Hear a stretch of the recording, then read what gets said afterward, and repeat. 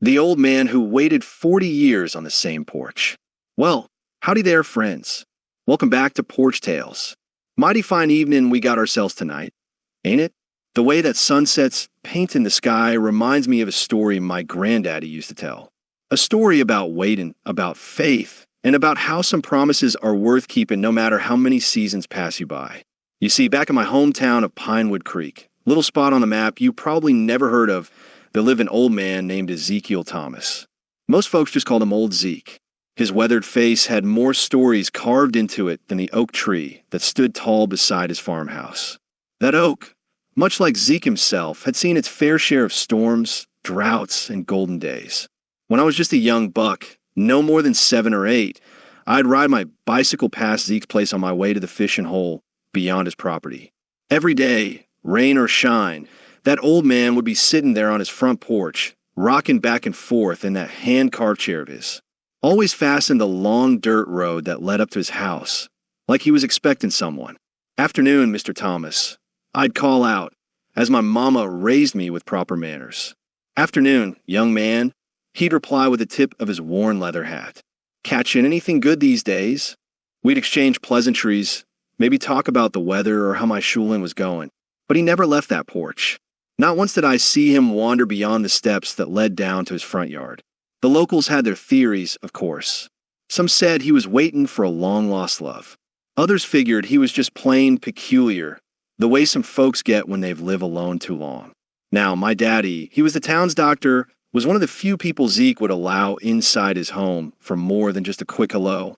When I asked Daddy about why old Zeke never seemed to leave his porch, he'd just shake his head and say, "Son, some stories ain't mine to tell."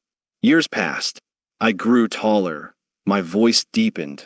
And my curiosity about old Zeke only grew stronger. By the time I hit 15, I had taken to stopping at his place, sometimes bringing him fresh-baked bread from my mama's oven or helping him fix loose boards on that porch of his. It was during one of those summer afternoons, while I was hammering in a nail to secure a wobbly railing, that Zeke finally opened up to me. "You ever make a promise you couldn't break, boy?" he asked, his voice as rough as the bark on his oak tree. I wiped the sweat from my brow and thought about it. "Yes, sir, I reckon I have." He nodded slowly, his eyes fixed on that distant road. "I made one 40 years ago today." The way he said it sent shivers down my spine, despite the summer heat beating down on us. "Was to my Sarah," he continued, surprising me.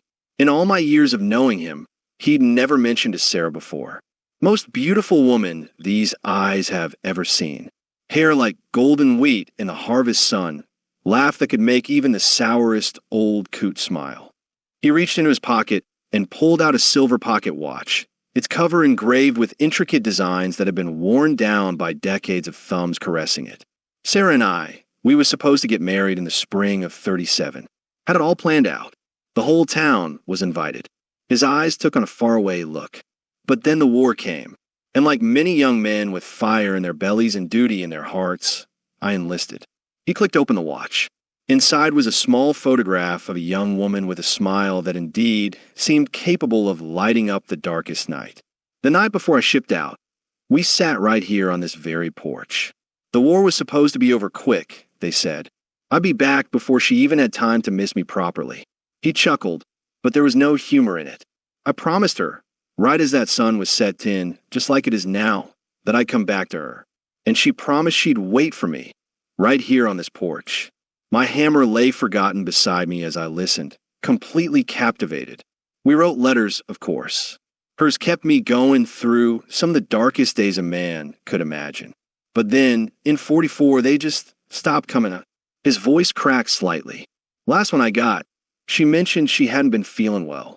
Said the doctor, your granddaddy, had given her some medicine, but it wasn't doing much good. The pieces started falling into place. When I finally made it home in 45, this house was empty. Folks in town told me Sarah had taken ill with tuberculosis. She held on as long as she could, they said. Fought like hell. He took a deep breath. She died sitting right here on this porch, waiting for me.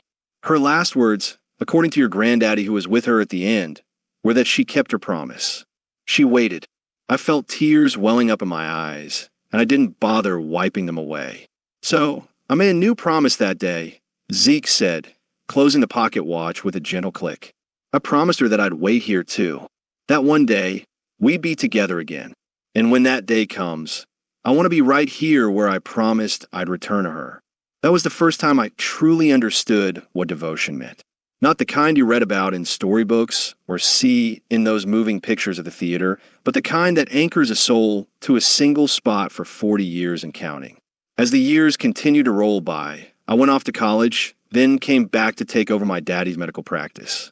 Got married to my sweet Ellie, had 3 wonderful children who've since given me grandchildren of my own. Through it all, old Zeke remained a fixture on that porch, his hair turning from pepper to salt, his hands growing more gnarled, but his eyes never losing that patient look of expectation. I made it a point to visit him regularly, bringing my children and later my grandchildren to meet him. He became something of a living legend in our town, the old man who waited. Kids would sometimes dare each other to go up and ask him who he was waiting for, but most adults knew the story by then and showed him the respect of not prying. The townsfolk looked after him as best they could. The ladies from the church would bring him home-cooked meals. The men would help with repairs around the place. The children would sometimes sit at his feet while he told stories of a time long before they were born. But no matter how bad the weather got or how many invitations he received to join folks for holidays or special occasions, Zeke never left that porch. Then came that spring morning in my 50th year. I was making my usual Sunday visit to check on Zeke's health, professional courtesy that had become a cherished ritual. As I approached the house, I immediately sensed something was different. The old oak tree seemed to stand taller, its new spring leaves rustling with unusual vigor in the gentle breeze. And there was Zeke, sitting in his rocking chair as always, but with the most peaceful expression I'd ever seen on his face. I knew before I even reached him. His body was there, but Zeke himself had finally departed after his long wait. In his hand was that silver pocket watch, open to Sarah's photograph. And on his face was the most serene smile, as if he'd finally seen someone coming up that long dirt road. The whole town turned out for his funeral. We buried him beside Sarah in the cemetery on the hill overlooking the valley. As we lowered his casket into the ground next to hers, I couldn't help but think that the wait was finally over for both of them. Now, you might be wondering why I'm telling you this story about an old man's unwavering devotion. Well, in this world of instant gratification and disposable everything, I think we sometimes forget the value of patience, of keeping promises even when they're difficult. Old Zeke taught me that love ain't always about grand gestures or flowery words. Sometimes it's just about being there day after day, year after year, holding on to faith when everything else tells you to let go. After Zeke passed, I found myself drawn to his property. No one had claimed it, and eventually I bought it from the county. Couldn't bear the thought of someone tearing down that house with all its memories. I fixed it up a bit, but I made sure that porch remained exactly as it had been during Zeke's time. And that rocking chair of his? Well, it's right here beneath me now. Sometimes, when the light hits just right like it is this evening, I swear I can see 2 young lovers sitting where I am now, holding hands and making promises that echo through time. Life has a funny way of coming full circle, doesn't it? Here I am, sharing stories from the very same porch where Zeke's story unfolded. I like to think he'd appreciate that, his tale being told, his devotion remembered. As the sun dips lower behind those distant mountains, casting long shadows across this old wooden porch, I'm reminded that some things are worth waiting for. Some promises are worth keeping, no matter the cost. And some loves transcend even time itself. You know, folks often ask me if I think Zeke's wait was worth it. 40 years of his life spent in one spot, holding on to a promise. I always tell them the same thing. It ain't about whether the wait was worth it. It's about understanding that to Zeke, there was simply no other choice. His promise wasn't a burden, it was a privilege. His wait wasn't a sentence, it was an act of devotion. In our hurried world, where patience is scarce and commitment even scarcer, perhaps we could all learn a little something from old Zeke. About loyalty that doesn't waver when the road gets rough. About faith that stands firm when doubt comes knocking. About love that doesn't count the cost or watch the clock. The most remarkable part of Zeke's story, to my mind, wasn't that he waited for 40 years. It was that during those 40 years, he never once appeared bitter or resentful about his lot in life. He greeted each day with the same quiet dignity, each visitor with the same genuine warmth. He found joy in the smallest things, the changing of seasons, the songs of birds in his oak tree, the laughter of children passing by. His body was there, but Zeke himself had finally departed after his long wait. In his hand was that silver pocket watch, open to Sarah's photograph. And on his face was the most serene smile, as if he'd finally seen someone coming up that long dirt road. The whole town turned out for his funeral. We buried him beside Sarah in the cemetery on the hill overlooking the valley. As we lowered his casket into the ground next to hers, I couldn't help but think that the wait was finally over for both of them. Now, you might be wondering why I'm telling you this story about an old man's unwavering devotion. Well, in this world of instant gratification and disposable everything, I think we sometimes forget the value of patience, of keeping promises even when they're difficult. Old Zeke taught me that love ain't always about grand gestures or flowery words. Sometimes it's just about being there day after day, year after year, holding on to faith when everything else tells you to let go. After Zeke passed, I found myself drawn to his property. No one had claimed it, and eventually I bought it from the county. Couldn't bear the thought of someone tearing down that house with all its memories. I fixed it up a bit, but I made sure that porch remained exactly as it had been during Zeke's time. And that rocking chair of his? Well, it's right here beneath me now. Sometimes, when the light hits just right like it is this evening, I swear I can see two young lovers sitting where I am now, holding hands and making promises that echo through time. Life has a funny way of coming full circle, doesn't it? Here I am, sharing stories from the very same porch where Zeke's story unfolded. I like to think he'd appreciate that, his tale being told, his devotion remembered. As the sun dips lower behind those distant mountains, casting long shadows across this old wooden porch, I'm reminded that some things are worth waiting for. Some promises are worth keeping, no matter the cost. And some loves transcend even time itself. You know, folks often ask me if I think Zeke's wait was worth it. 40 years of his life spent in one spot, holding on to a promise. I always tell them the same thing. It ain't about whether the wait was worth it. It's about understanding that to Zeke, there was simply no other choice. His promise wasn't a burden, it was a privilege. His wait wasn't a sentence, it was an act of devotion. In our hurried world, where patience is scarce and commitment even scarcer, perhaps we could all learn a little something from old Zeke. About loyalty that doesn't waver when the road gets rough. About faith that stands firm when doubt comes knocking. About love that doesn't count the cost or watch the clock. The most remarkable part of Zeke's story, to my mind, wasn't that he waited for 40 years. It was that during those 40 years, he never once appeared bitter or resentful about his lot in life. He greeted each day with the same quiet dignity, each visitor with the same genuine warmth. He found joy in the smallest things, the changing of seasons, the songs of birds in his oak tree, the laughter of children passing by. I remember one particular visit must have been in the late 70s. A terrible storm had blown through our county the night before, knocking out power and uprooting trees. I hurried over to check on Zeke first thing in the morning, worried about how he'd fared. When I arrived, I found him calmly sweeping debris off his porch, that old oak tree beside his house, standing strong despite having lost a few branches. "Mornin', Doc," he called out, as if it were any ordinary day. "Zeke, are you all right? That was some storm last night." He paused his sweeping and looked out at the damage around his property. Fallen branches, scattered leaves, a section of fence knocked down.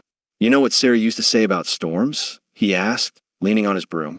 "She said they remind us of how small we are, but also how strong we can be. Look at that old oak there. Lost some pieces of itself, but still standing tall." I helped him clean up as best I could, marveling at his resilience.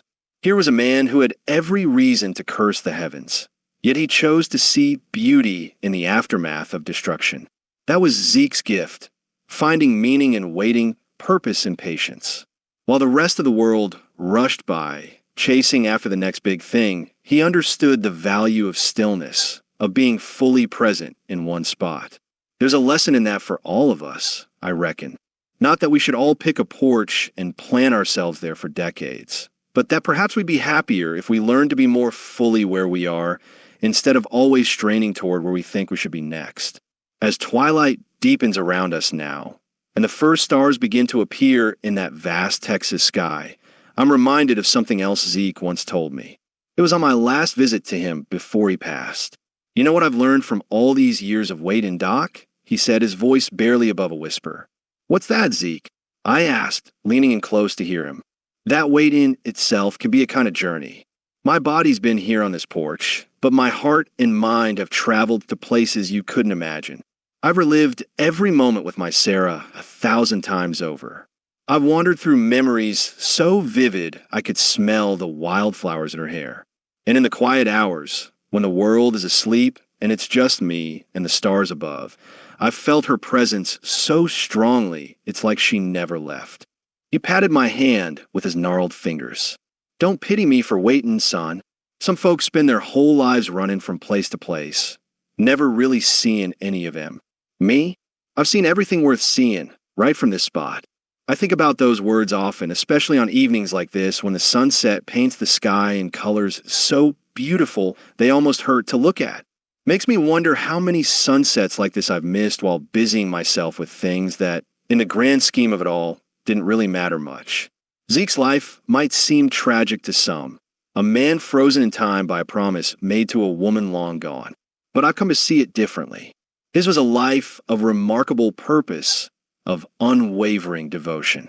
In his patient waiting, he achieved something few of us ever do, a life without regret, a love without compromise. The war took many things from Zeke, his youth, his future with Sarah, the family they might have had.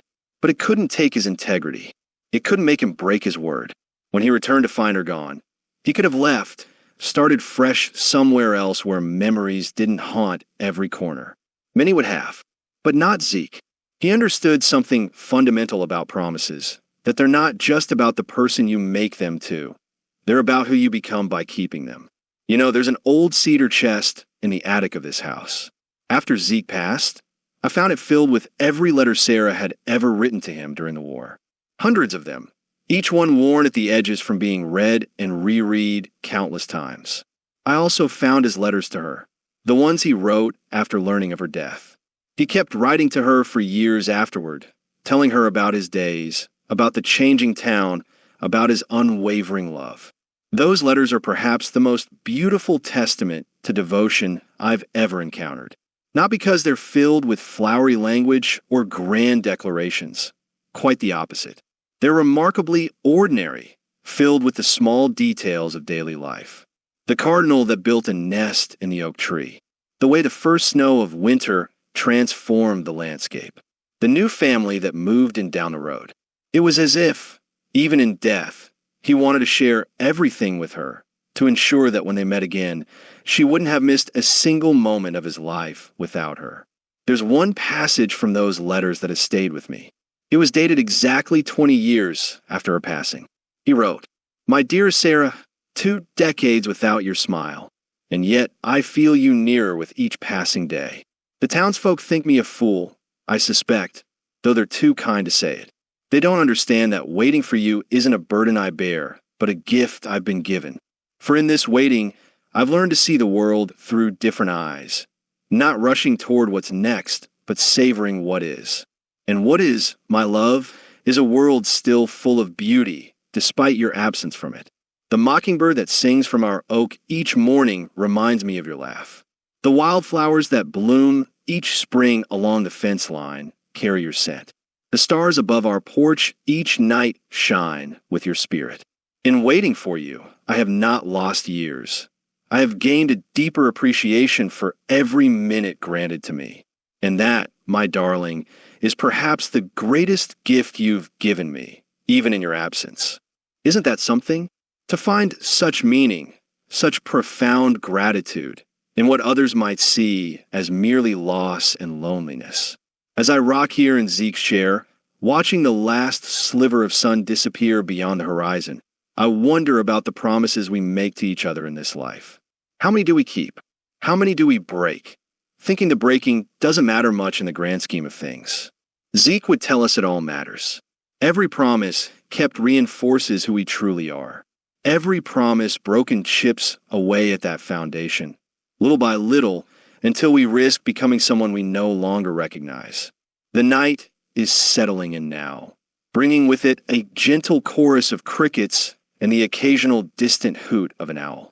It's peaceful here on this old porch, this wooden witness to one man's extraordinary devotion. I sometimes wonder if love like Zeke and Sarah's still exists in today's world. Whether anyone in our hurried times would wait 40 years on a promise. I like to think it does. That despite all our technological distractions and shortened attention spans, the human heart remains capable of that kind of steadfastness. Perhaps that's why I keep telling Zeke's story, as a reminder that true love isn't measured in grand gestures or passionate declarations, but in the quiet commitment to be there day after day, regardless of circumstance. In a world that increasingly values the immediate over the enduring, we need stories like his to remind us of what we might be in danger of losing. A cool evening breeze rustles through the oak leaves now, almost like a whisper from the past. If you listen closely enough on nights like these, with the moon rising full and bright over the eastern hills, you might just hear the gentle laughter of a young woman and the answering chuckle of a man who waited 40 years to hear that sound again. I believe they're together now, Zeke and his Sarah, walking hand in hand along heavenly paths, making up for lost time. And I believe they're grateful for a love strong enough to transcend death itself, grateful for promises kept against all odds. As for me, I'll keep sitting on this porch, telling their story to anyone willing to listen, because some tales deserve to be remembered, some lives honored in the telling, and because I hope that somewhere, somehow, Zeke knows his wait wasn't in vain, that his story lives on, inspiring others to love more deeply, to promise more carefully, to wait more patiently. The stars are fully out now, a dazzling canopy above this humble porch. Time for me to head inside, I reckon. But I'll be back tomorrow, and the day after that, and the day after that. Not waiting exactly, not like Zeke did, but remembering, honoring, keeping alive the story of the old man who waited 40 years on the same porch. And maybe, just maybe, teaching all of us something about what it means to truly love. You know, there's something about Zeke's story that reminds me of an old saying my daddy used to tell me. Time measures the strength of love. By that measure, what Zeke had for Sarah was stronger than the foundations of these mountains that have stood since time began. I recall a particular summer evening, must have been about 5 years before Zeke passed on. I brought my oldest grandson, little Caleb, with me on my visit. He was about 7 at the time, full of questions about everything under the sun, the way young uns tend to be. Why does that old man never leave his porch? Caleb had whispered to me as we approached, not quite quiet enough to escape Zeke's still sharp hearing. Before I could answer, Zeke chuckled and called out, "Come on up here, young feller, and I'll tell you myself." Caleb climbed those worn wooden steps slowly, a bit intimidated by this living legend he'd heard so much about. Zeke patted the spot next to him on the porch swing I'd installed the previous summer. "You ever lost something real important to you, son?" Zeke asked him. Caleb thought for a moment. "My dog Rex ran away last year. We never found him." Zeke nodded solemnly. "And I bet you looked everywhere for that dog, didn't you?" "For weeks," Caleb confirmed. "I even sat by the front gate every day after school, thinking he might come home." A knowing smile crossed Zeke's weathered face. "Well now, that's a bit like what I'm doing. Except what I lost was the most precious thing in the whole wide world to me." "What was it?" Caleb asked wide-eyed. "Not what, but who?" Zeke corrected gently. "Her name was Sarah, and she was my heart. And just like you waited by that gate hoping Rex would find his way home, I'm waiting here because this is where I promised I'd be when we found each other again." I watched as understanding dawned in my grandson's young eyes. Not the full weight of Zeke's story, perhaps, but enough to recognize the sacredness of what he was witnessing. But it's been so long, Caleb said, his child's mind still grappling with the concept of decades. Time passes differently when you're waiting with purpose, son, Zeke replied. Each day isn't just another day gone by. It's another day closer to what you're waiting for. That evening, as we said our goodbyes and headed home, Caleb was unusually quiet. Finally, as we reached our own front porch, he looked up at me with eyes that seemed older than his years.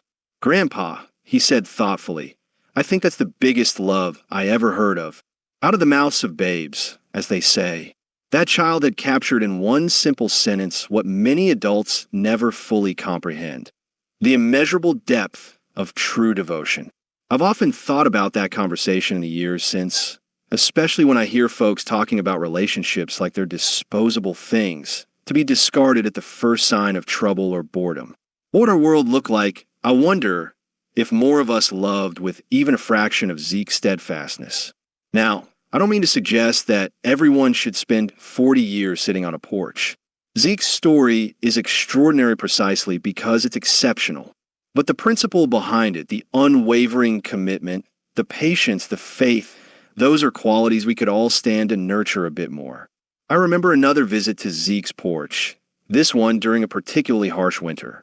Snow had been falling for days, and I was worried about how the old man was faring.